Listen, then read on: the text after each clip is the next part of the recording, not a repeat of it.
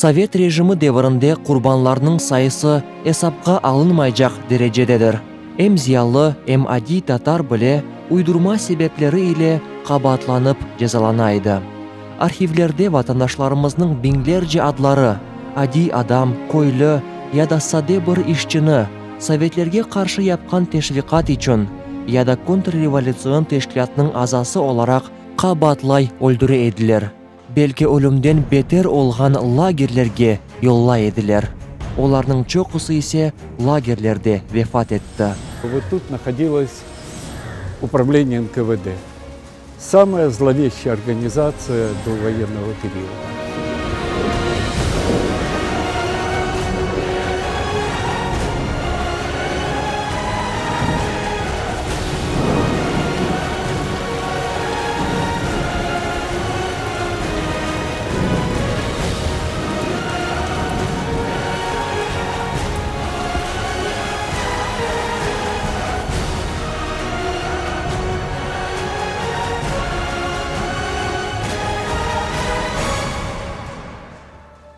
Дальше к этому корпусу примыкают кабинеты, где осуществлялись допросы заключенных.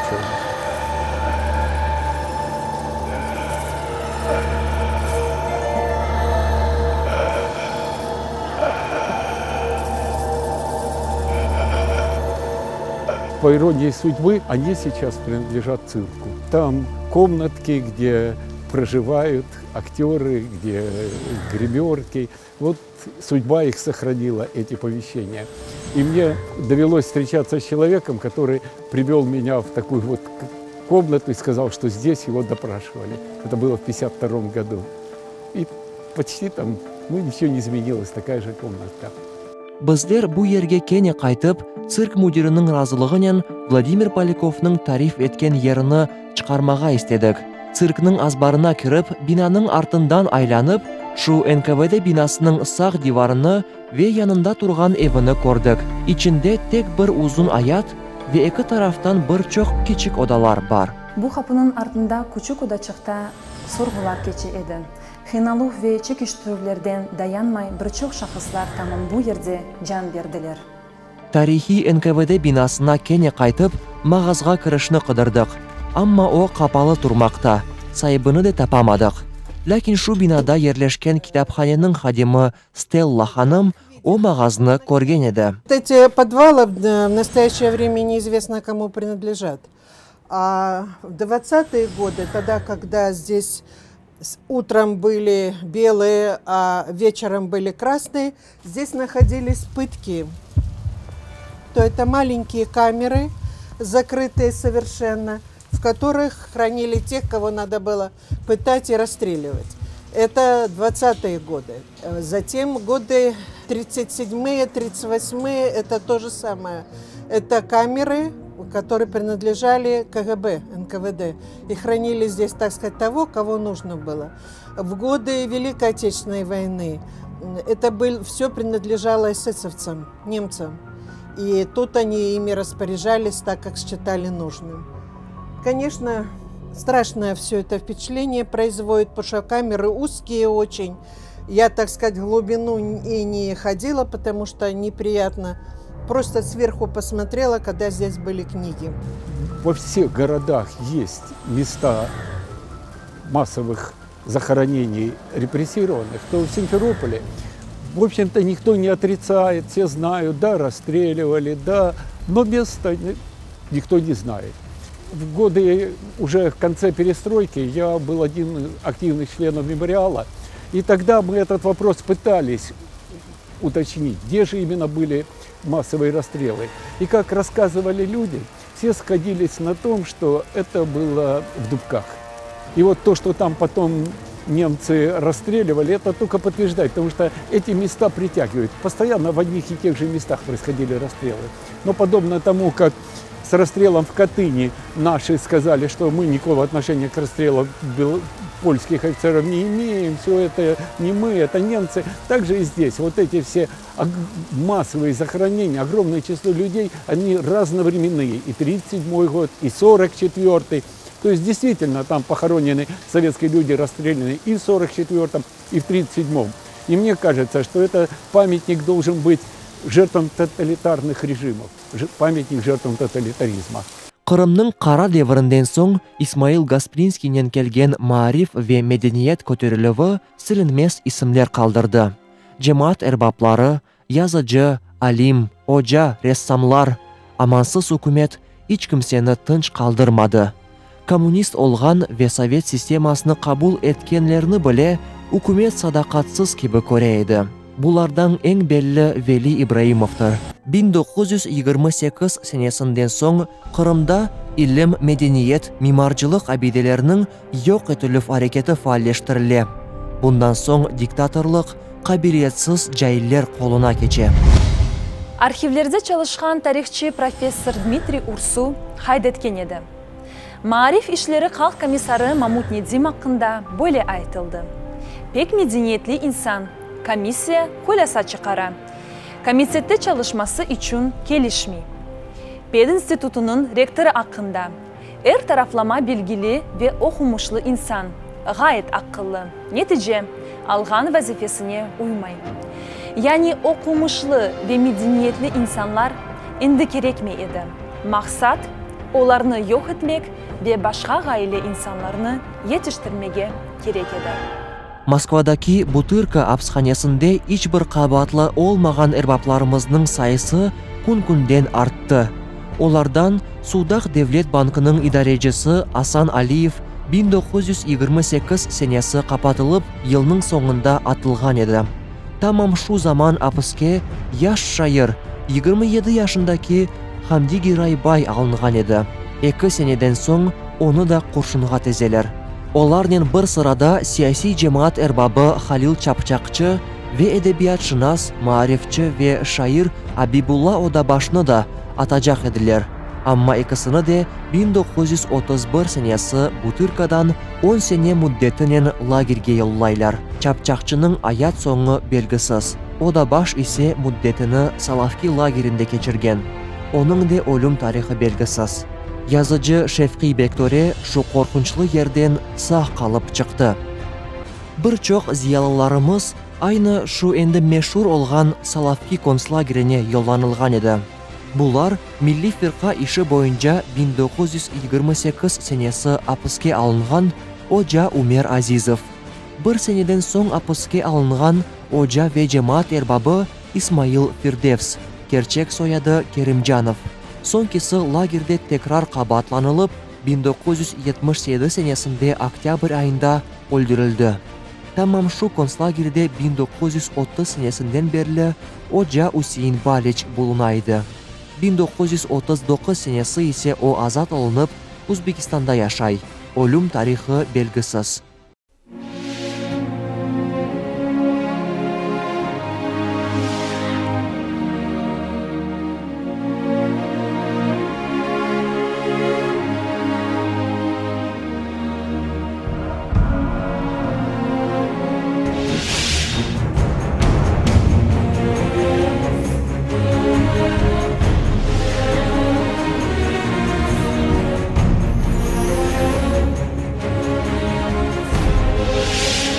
Ахыр соңы 1937-38 сенелері Қырымда бұйық террор үкім сүре.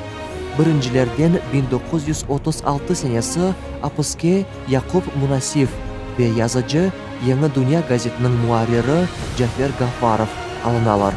1937 сенесінің башында Қырымда yüzlerce insanlar апыске алынған еді.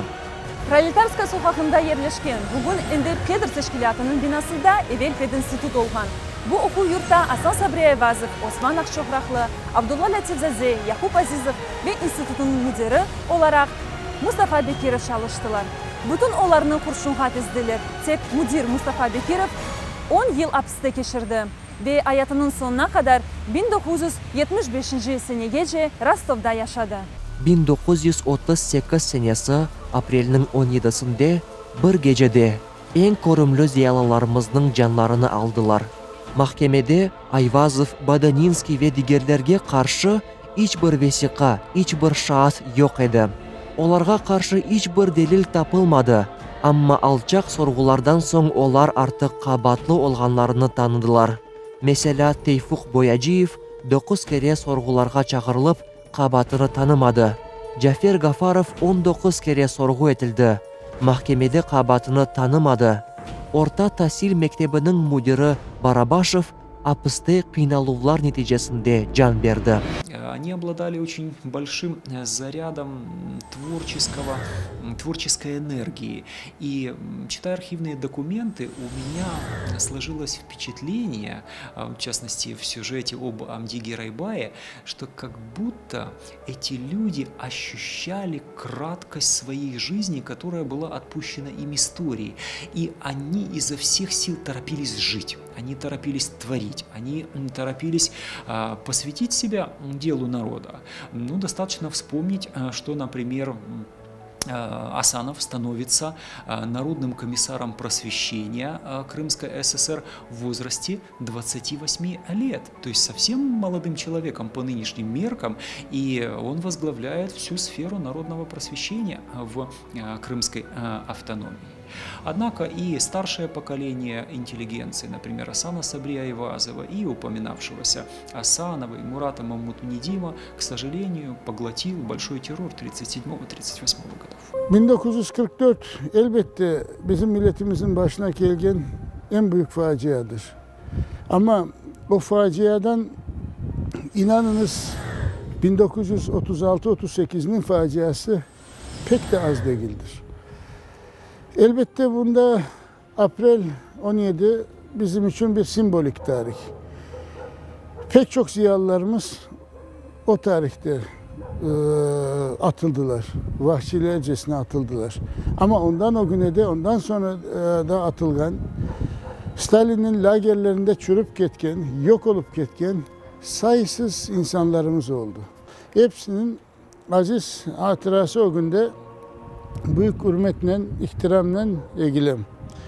Hepimiz egilmek gerekmiş. En mühim şeysi de bu insanlarını asla unutmamak gerekmiş. O yapılgan facianı asla unutmamak gerekmiş ve asla da affetmemek gerekmiş.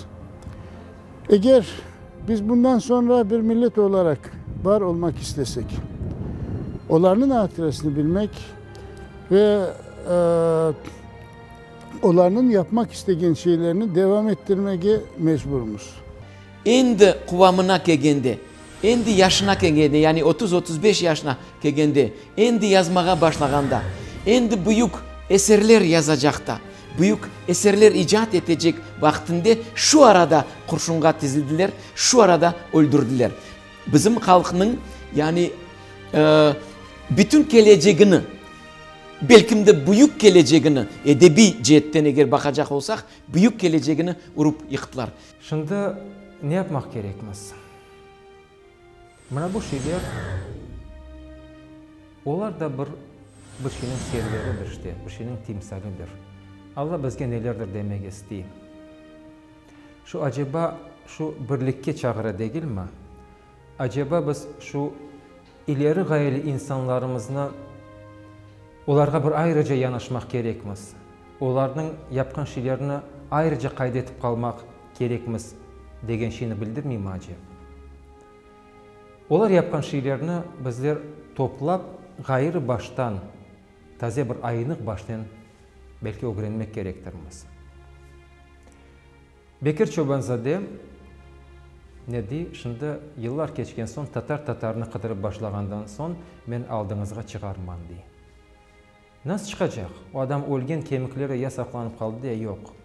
Şiirlerden, eserlerden, gayelerinden çıkacak. Biz onlarını okusak, kim edik, kimmiz ve kayda ketki atkanımızın anlamamız mümkün olacak. Yani o vakit demeyin, kabrımın etrafında jigitler atlarıman dolansınlar, yani o vakit ben aldığınızga çıkarman da eski yolunu gösteririm diye. Onlar şu birlikte çağırırlar. Ama korkup pısıp perde arkasına saklanıp çette yürgenler başka öyle yapmasınlar. Bunlar karaman kesilip de onlar korksalar gene birlik olamayacak diye. Cavun gerek, ana bakalar arslan kesilsinler diye. Bilesiniz mi? Bizim için gerçekten de biz daha ileride belki bu facianın hakiki terenliğine, hakiki kıymet işte bizim için faciasının büyüklüğünü anlayacağımız, daha anlap olamadık galiba. Yakında bir insanla görüşmege kısmet oldu. O da Eşref Şemizade'ni yakından bileyken. Ve bir laf, bir sohbet arasında Eşref Şemizade degen ki, uyken nesil hakkında, degen, olar derya deniz edi bizim ogumuzda. Bizler kimmiz degen. O sözlerini eşitken son, Eşref Şemizade bizler kimmiz degen olsa, bizler bugünkü günde ocağını görmegen, temelli mektebini görmegen, bütün bu insan zatının hayat zincirinden ne kadar alkaları düşüp ketken bir ucu olgan, bir ucu olmagan zincirinin içinde yaşamaktayız, zincirinin bir kısmımız. Tapacağımız mı bu joyulgan alkalarını? Becerecekmiz mi? Sual var. Bu sualge biz elbette optimistmiz. Oge umutla bakamız, ileriye, gelecekке umutla bakamız. Şu alkalarını tapmak gerekmiz. İnşallah gelecekimiz vardır. Şu joyulgan alkalarını tapacaklar, bağlayacaklar bizmiz, dep düşüneyim.